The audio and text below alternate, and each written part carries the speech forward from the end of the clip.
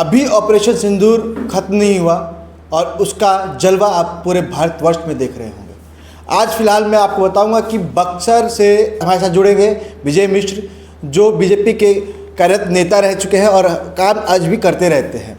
इनके भी काम आपने सुने होंगे कि जब बक्सर में इन्होंने जब अपना कदम रखा था तो सबसे पहला कार्यक्रम करवाया था देवकी नंदन का, जो पूरे शाहबाद में मशहूर हुआ था। आज इनसे बात करेंगे कि बक्सर जो हमारे बिहार में नरेंद्र मोदी जी का आगमन हो रहा है उसके लेकर इनका इस बार क्या रोल है और किस रोल से ये अपना उसमें पूरा भागीदारी निभाने वाले हैं। सर, मैं आपको पहले तो अपने चैनल पर स्वागत करता हूँ। बहुत बहुत धन्यवाद आपको। सर, अभी आपने सुना था ऑपरेशन सिंदूर के बाद इस बार मोदी जी का फिर से आगमन हो रहा है बिहार के अंदर भी खासकर। क्या है आप लोगों का पूरा रोल इसको लेकर? ऑपरेशन सिंदूर को लागू करने का काम भारत के यशस्वी प्रधानमंत्री नरेंद्र मोदी जी ने किया। आप लोग अवगत होंगे, जम्मू कश्मीर के पहलगाम में जिस तरह से आतंकवादियों ने हमारे देशवासियों का धर्म पूछ करके हत्या की थी, उसी समय आदरणीय प्रधानमंत्री जी ने स्पष्ट रूप से कह दिया था कि इनका जवाब इस तरह दिया जाएगा कि कल्पना से परे होगा। उसी तरह से उसी अंदाज में उन्होंने पाकिस्तान में घुस करके आतंकवादियों का जो बैरक था उसको उड़ाए और पाकिस्तान को यह बात का आभास दिलाए, उनके प्रधानमंत्री आवास, उनके सैन्य मुख्यालय, उनके परमाणु केंद्र संयंत्र के पास आसपास उनका स्टेडियम गोलाबारी करा करके उड़ा दिए कि देखो तुमको ख़त्म करने में हमें बहुत समय नहीं लगेगा, लेकिन भारत आतंकवाद के खिलाफ है। किसी के ऊपर हमला करना, किसी को मारना, यह प्रधानमंत्री जी का उद्देश्य नहीं था, लेकिन उनको सबक सिखाना प्रधानमंत्री जी का उद्देश्य है, था और रहेगा। उसी के क्रम में जिस तरह से हमारे बेटी बहनों का मांग का सिंदूर धर्म पूछ करके आतंकवादियों ने उजाड़ा था, उसी सिंदूर की लाज के लिए उन्होंने ऑपरेशन सिंदूर बना करके लागू कराया। और इसमें भी हमारे सेना के व्योमिका सिंह जैसे महिलाओं को शामिल करा करके और यह दिखा दिया कि हमारे देश की महिलाएं भी आपसे लड़ने में सक्षम हैं। उसी के क्रम में माननीय प्रधानमंत्री जी आज बिहार के शाहबाद में आ रहे हैं। पूरे बिहार के लोग, शाहबाद के लोगों में भारी उत्सुकता है। हमारे छात्र छात्राएं, किसान, मजदूर, मैं कल काट बात रहा था सब्जी मंडी में, वहाँ के लोग पूछ रहे हैं कि जाने की क्या व्यवस्था है, हम लोग मोदी जी के लिए चलेंगे। कई लोगों ने तमाम नारे लगाए। उसी क्रम में बक्सर से भी हजारों की संख्या में भारतीय जनता पार्टी के कार्यकर्ता, छात्र छात्राएं, किसान, मजदूर बहुतायत मात्रा में कल विक्रमगंज होने वाली रैली में भाग लेंगे। उस क्रम में हमने भी करीब लगभग 50-60 गाड़ियों की व्यवस्था किया है, जिससे हर वर्ग के लोग, हर समुदाय के लोग उस कार्यक्रम में जाएंगे, मोदी जी की बातों को सुनेंगे और उससे आगे मोदी जी की बातों से सीखने को मिलता है। उसी के क्रम में आज माननीय प्रधानमंत्री जी पटना आ चुके हैं। उन्होंने हमारे एयरपोर्ट जो टर्मिनल बन के तैयार था उसका लोकार्पण किया। एक एयरपोर्ट जो बिहटा में बनने उसका शिलान्यास किया।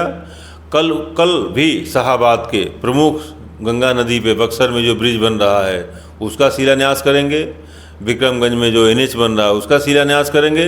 लगभग शाहबाद को 50,000 करोड़ योजनाओं का सौगात कल दे करके जाएंगे, जिसका आने वाले दिन में लोकार्पण भी होगा। देखिए, अभी आप बोले कि 50 करोड़ की बात कर रहे हैं, मगर जहाँ 50 करोड़ की बात आप कर रहे हैं वहाँ पे कई 50,000 करोड़, ठीक है, वो मैं अपनी गलती से 50,000 करोड़।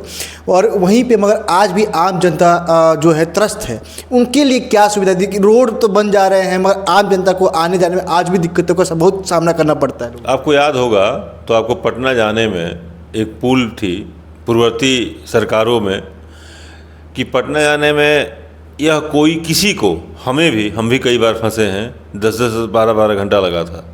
आज आपको जाने में पटना बहुत समय लगता है तो 2 से ढाई घंटा, 3 घंटा मैक्सिमम लग जाता है।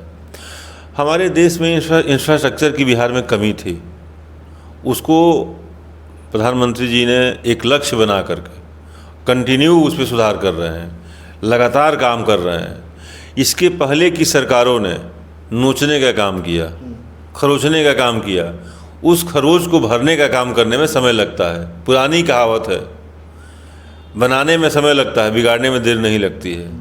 तो यहाँ जो चाचा भतीजा का जो राज था,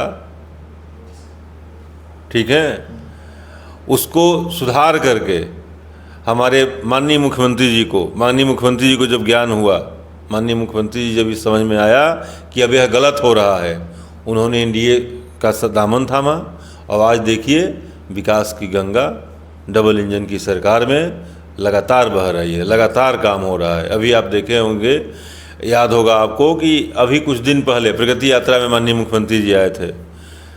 यहाँ से आपके सिमरी से भोजपुर देहरांचल का प्रमुख मार्ग था वो, उस पर किसी का ध्यान आज तक नहीं गया। उसका चौड़ीकरण का काम उन्होंने कराया। बक्सर ज़िले का सबसे बड़ा ब्लॉक सिमरी, जिसमें असैनिक की समस्या थी, उसको चालू कराया गया। बक्सर में जाम की समस्याएं बहुतायत मात्रा में थी, जिसके लिए गोलंबर से लेकर के ज्योति चौक तक इसका चौड़ीकरण किया, 4 लेन में तब्दील किया गया। इस तरह की तमाम लगभग 1500 करोड़ की योजना माननीय मुख्यमंत्री जी बक्सर में दे करके गए थे। ITI मैदान में स्टेडियम बनने जा रहा है। बक्सर से लेके ये आपका कोइलौर तक बांध पे 7 मीटर चौड़ी सड़क का निर्माण होने जा रहा है।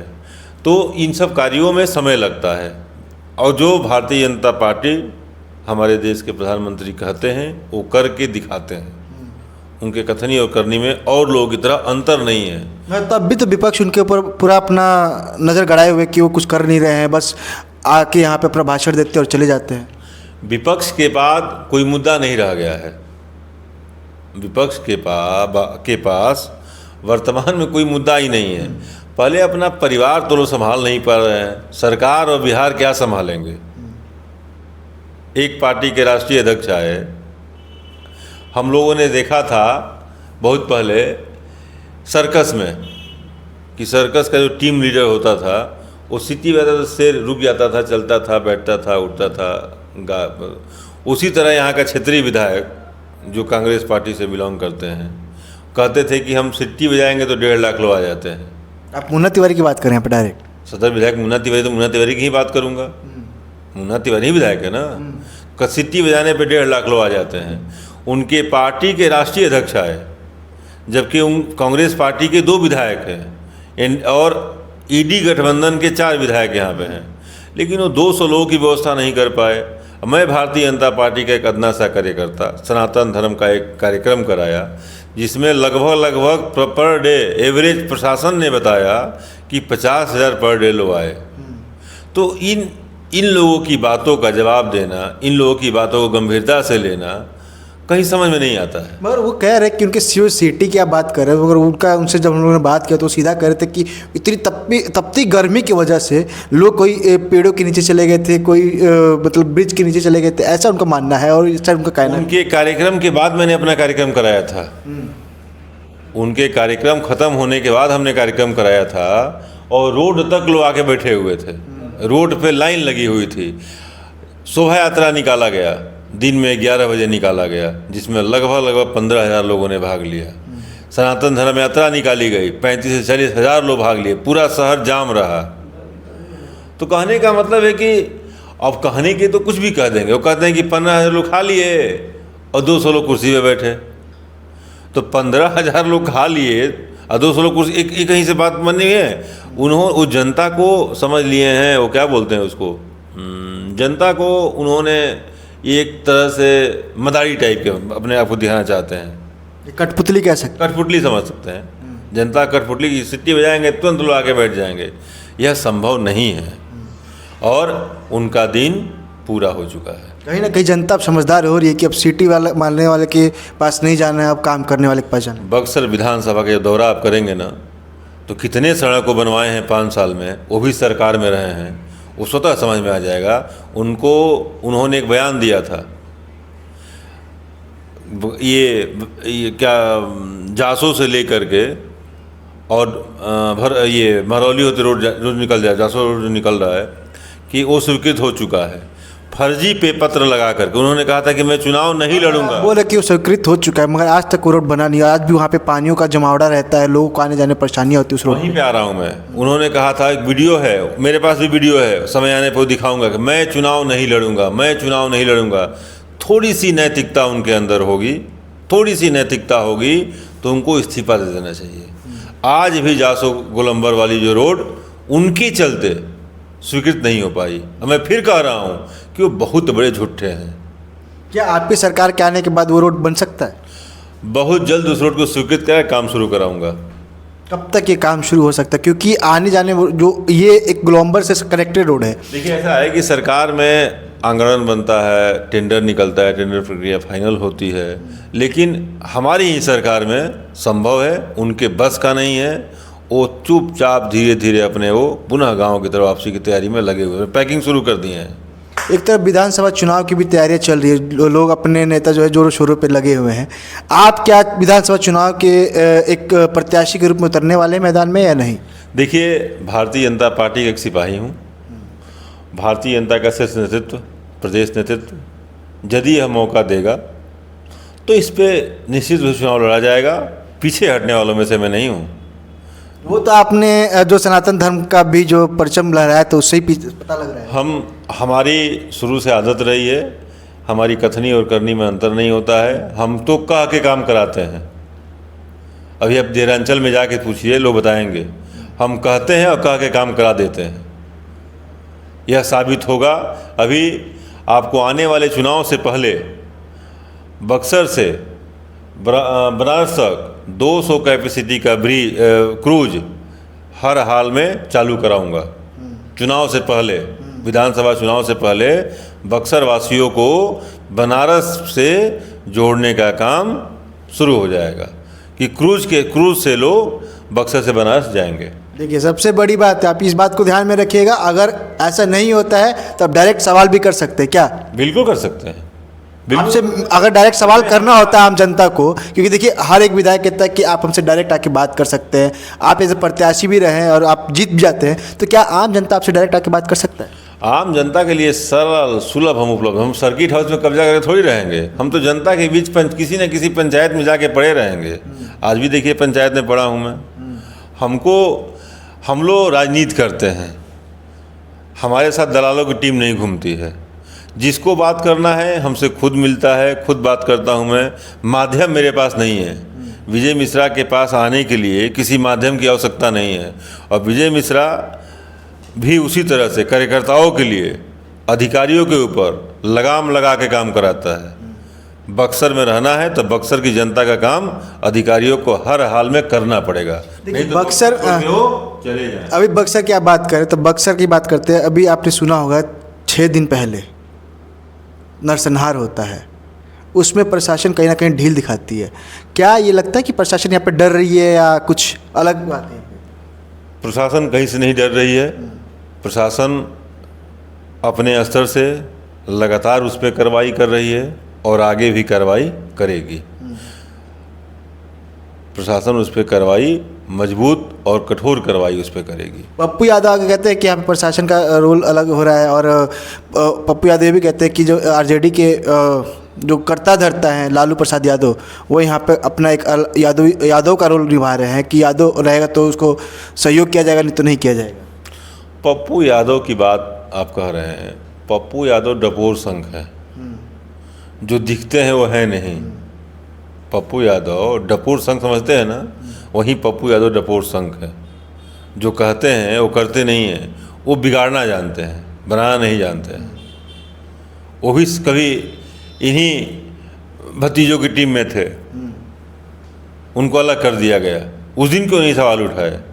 आज लगातार उन पर कार्रवाई हो रही है। स्पीडी ट्रायल के माध्यम से उस हत्याकांड की हमारे ज़िले के पुलिस और प्रशासन लगातार उस पर नज़र बनाए हुए है। हमारे पार्टी के वरिष्ठ नेता, हमारे तमाम अधिकारीगण हमारे यहाँ घटना के दिन ही तमाम प्रशासनिक अधिकारियों ने आके वहाँ पे दौरा किया, मौका मुआयना किया, उस बात को समझे। इनकी तरह नहीं थी कि इनकी सरकार में थाने पे आते थे तो डीजल का पैसा देना पड़ता था, तब पुलिस थाने से निकलती थी। वह दिन चला गया। लॉ एंड ऑर्डर मेंटेन है। छुटमुट घटना, ये आपसी रंजिश की तहत घटनाएं हुई, ये लॉ एंड ऑर्डर बिगाड़ने की घटना नहीं है। लॉ एंड ऑर्डर की घटना ये नहीं थी, ये पुरानी रंजिश थी, उसके तहत जानबूझ करके वो लोग अंजाम दिए। लेकिन वह अपराधी है तो उनको हमारी सरकार में बख्शा नहीं जाएगा। क्या सजाएं दिया सकते हैं उनको? यह प्रशासन, यह कोर्ट का काम है। इसमें हम लोग कोई कोर्ट के काम में प्रशासन हम लोग हस्तक्षेप नहीं करते हैं। हम बस यही कहेंगे कि प्रशासन उसकी देखरेख कर रही है, उसकी जांच करे, गहनता से जांच करेगी, दोषियों को कठोर से कठोर सजा मिलेगा। देखिए, ये थे विजय मिश्रा जी, जो अपने जो कल की रैली से लेकर और बक्सर में जो अभी तक हत्याएं हुई हैं उसके ऊपर, और बक्सर में क्या इनका भी नया उपयोग होने वाला है, जो नई चीज़ों के लाने वाले हैं, उसको लेकर सब बातें की हैं इन्होंने। और आपको इनकी बातों से क्या लगता है कि ये बातें सत्य हो सकती हैं कि नहीं, आप हमारे कमेंट बॉक्स में बताइएगा।